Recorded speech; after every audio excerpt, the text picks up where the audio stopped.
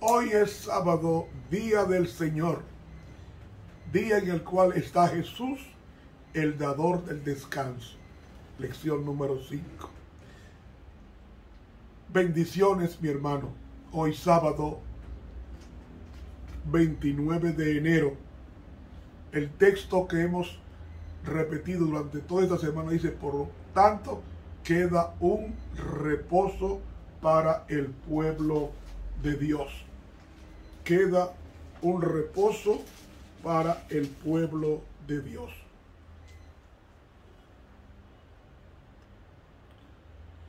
Un catapausis. Bien, mis hermanos,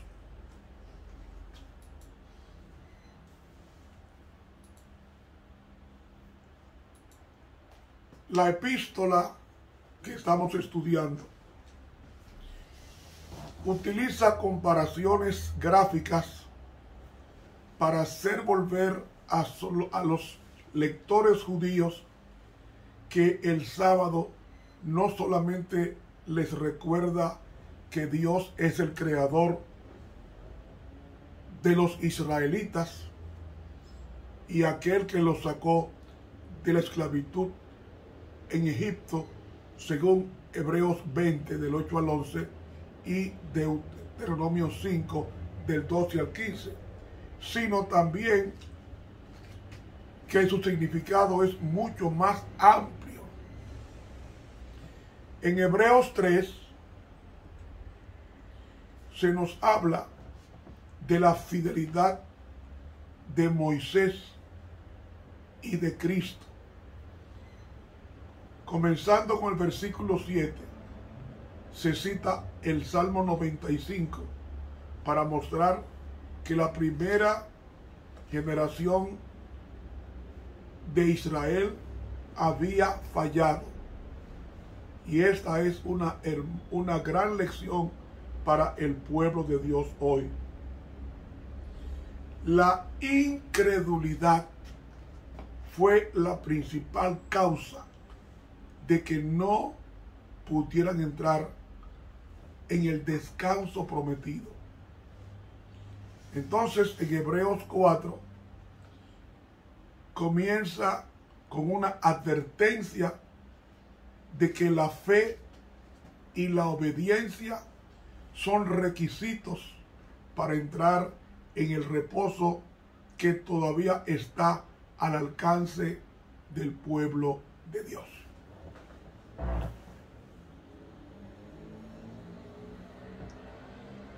Nadie ha entrado todavía en la tierra nueva. Y es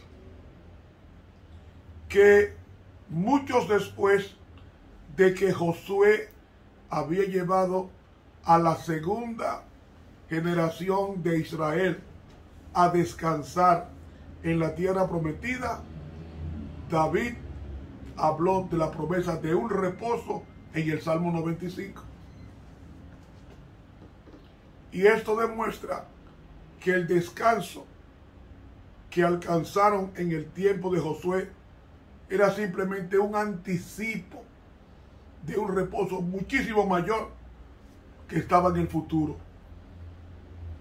Ahora, llegamos al texto que es fuente de controversia, y es el versículo 9 que nos dice: por tanto, queda un reposo para el pueblo de Dios. ¿Qué reposo? La palabra griega traducida como reposo, tanto en el capítulo 3 como en el 4 de Hebreos, es catapausis. Sin embargo, en Hebreos 4:9, la palabra reposo es sabatismos. Y puedo decir que este es el único lugar en todo el Nuevo Testamento en donde es usada esta palabra, y su significado es la clave para entender lo que es catapausis, reposo, y lo que es sabatismos, que es reposo.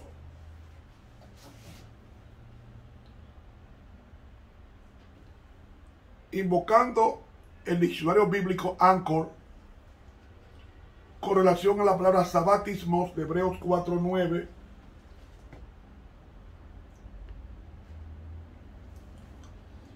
dice: la palabra reposo es una traducción del sustantivo sabatismos, una palabra única en el Nuevo Testamento, única. Este término lo usa Plutarco a referirse a la observancia del sábado y en 4 escritos cristianos postcanónicos que no dependen de Hebreos 4:9 para referirse a la celebración sabática del séptimo día. Ese diccionario continúa con un análisis del contexto diciendo: el autor afirma en Hebreos 4 del 3 al 11, mediante la conexión de las citas de Génesis 2:2 y Salmo 95:7, que el reposo prometido aún tendrá su completa realización para el pueblo de Dios en los tiempos del fin, que comenzaron con la aparición de Jesús, según Hebreos 1. El tiempo del fin comienza con la aparición de Jesús, porque Él va a ponerle fin al pecado, tanto en su pueblo como en el planeta. Entonces, al experimentar el reposo sabático actual, en el que los que hemos creído entramos, y señala la realidad de un reposo futuro, dice el diccionario que la observancia del sábado como un descanso físico para el creyente de un nuevo pacto es un ejemplo perfecto del descanso de las obras en conmemoración del reposo de Dios al concluir la creación. Hebreos 4, del 3 al 11, afirma que el reposo sabático físico, sabatismos, es la manifestación por fuera semanal de la experiencia interior de un reposo espiritual, catapausis. Es decir, el reposo físico, sabatismos, al catapausis, que es el descanso final, que ya se comienza a experimentar hoy. Sigue diciendo: por lo tanto, el reposo sabático combina en sí la conmemoración de la creación, la experiencia de la salvación y la esperanza de los tiempos finales, que en griego es escatón, de ahí viene escatología, a través de la comunidad de creyentes que avanza hacia la consumación final del descanso y la restauración totales. Diccionario bíblico Anchor, página 855. Ese diccionario concluye diciendo que sabatismos significa guardar el séptimo día, sábado. Así que Hebreos 4:9 queda un reposo para el pueblo de Dios. Destaca la necesidad de continuar guardando ese día sábado en el contexto del nuevo pacto. Ustedes saben que la epístola a los hebreos fue escrita para los judíos cristianos con el fin de explicarles la solemnidad del sábado y para explicarles también la transición del antiguo pacto al nuevo pacto. ¿En qué se basaba el antiguo pacto? En el derramamiento de sangre de animales como modelos, como copias del sacrificio de Cristo en el Calvario. Y el sábado, así como la circuncisión, se consideraban como los pilares más importantes del judaísmo, que identificaban a los judíos como el pueblo de Dios. Ahora, ¿qué sucede?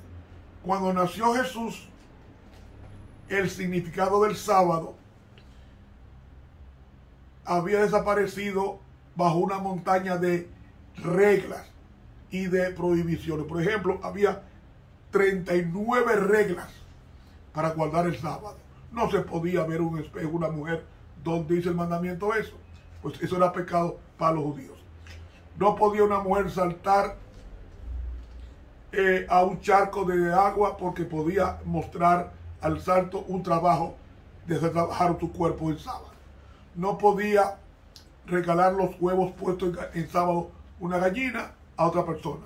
No podía. O sea, cargaron el sábado de su esencia, que es relación con Dios. Y lo convirtieron en una pesada carga.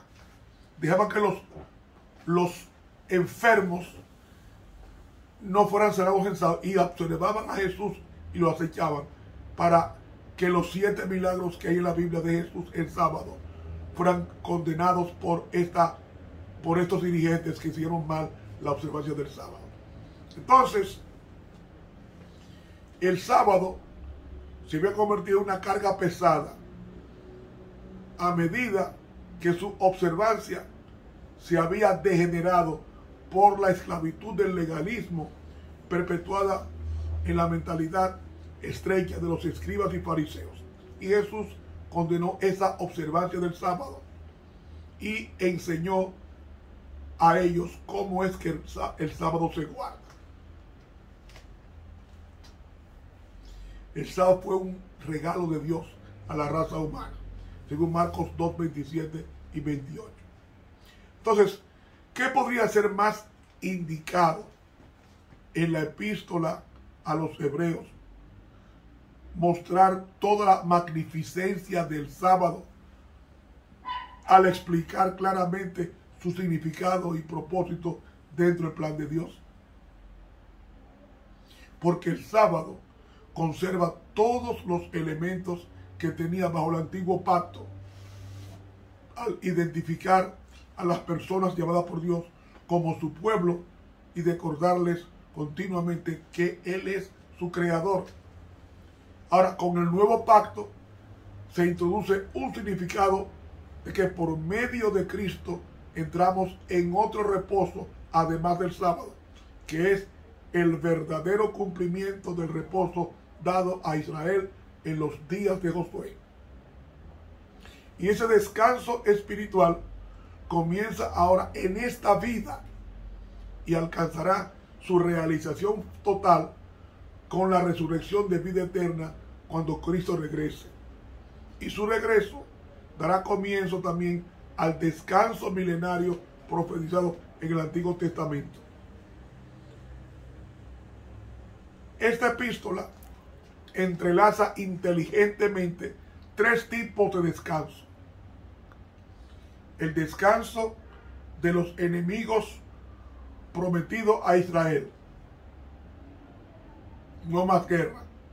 El descanso semanal el sábado y el descanso espiritual a través de Cristo. Así que la conclusión es que para que el pueblo de Dios, o sea, la iglesia del Nuevo Testamento, es necesario guardar el sábado, como lo afirma Hebreos 4, 10 y 11. Debemos procurar entrar en ese reposo espiritual y continuar guardando el sábado en reconocimiento de lo que representa en el plan maestro de Dios.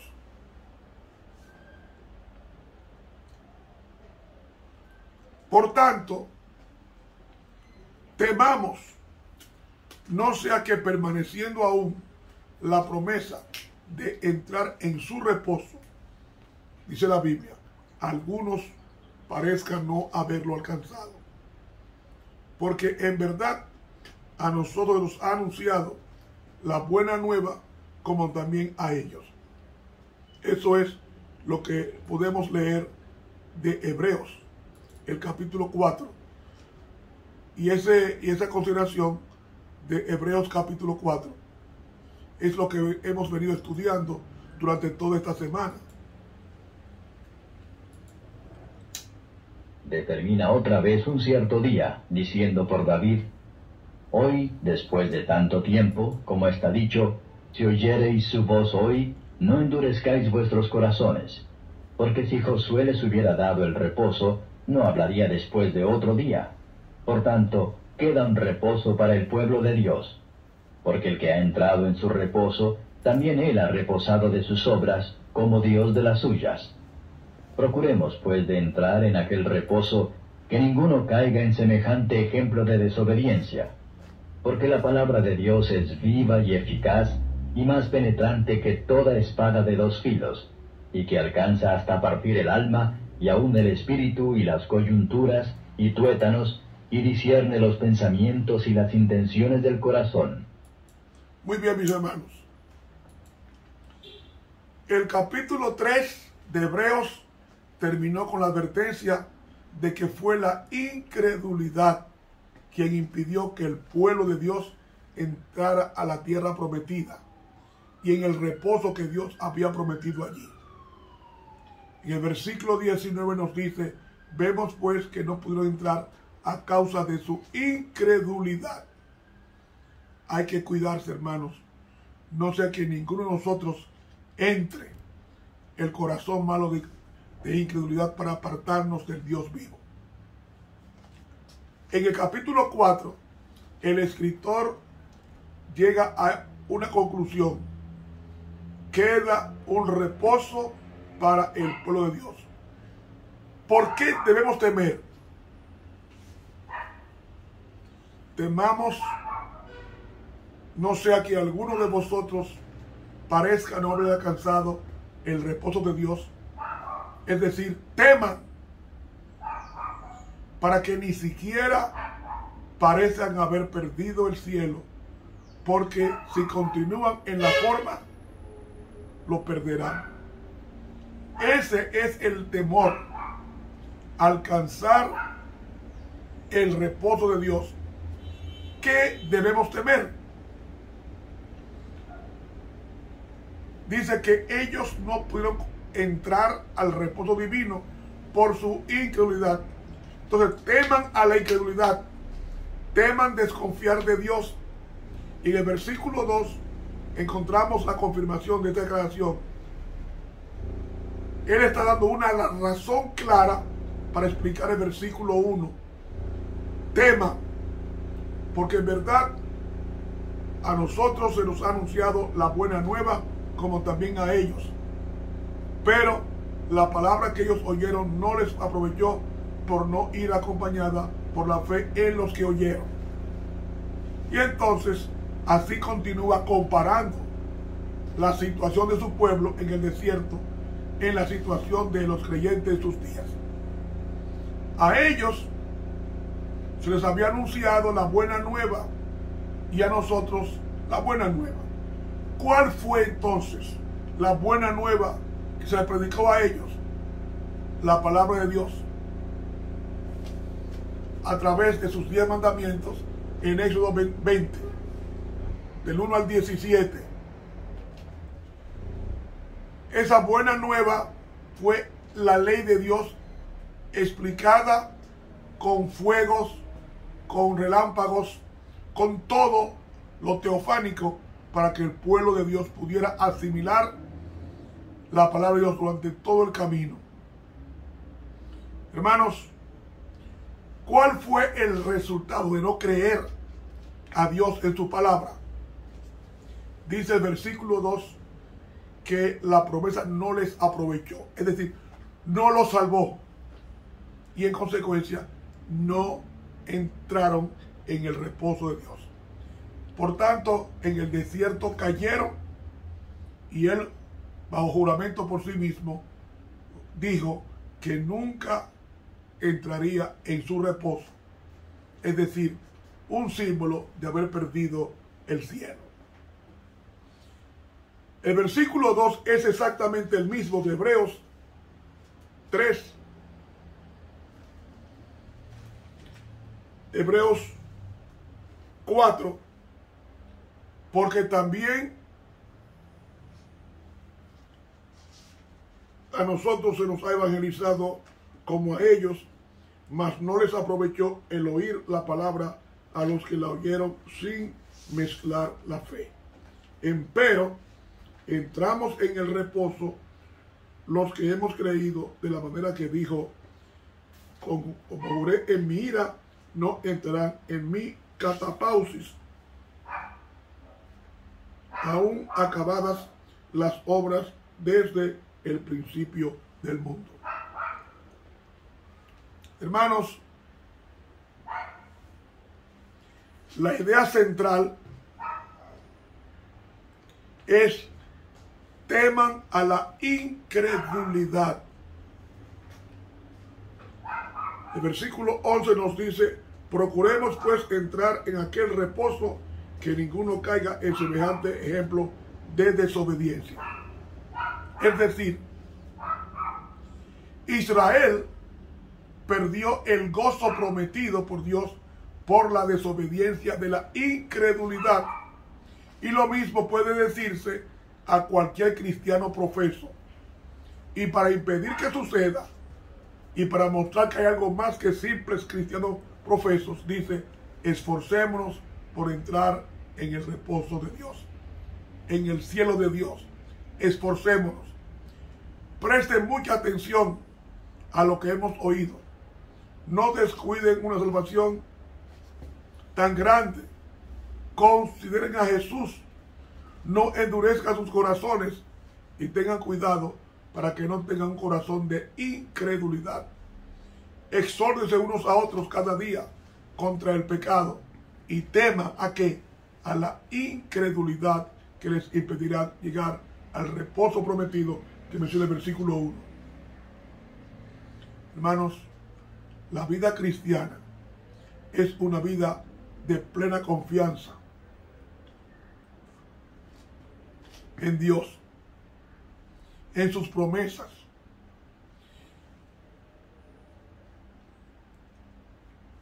Y es el resultado diario, y es el resultado de un temor adecuado cuando depositamos nuestra confianza en Él, que la fe va creciendo.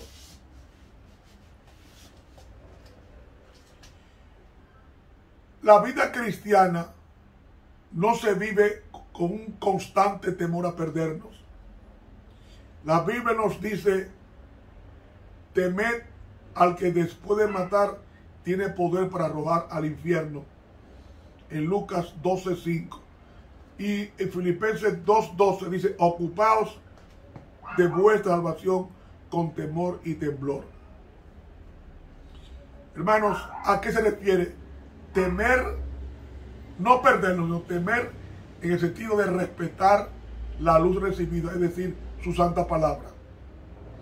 Cristo murió para librarnos del temor a la muerte, pero Dios quiere que tengamos temor, es decir, obediencia perfecta a toda su revelación, que es la santa palabra.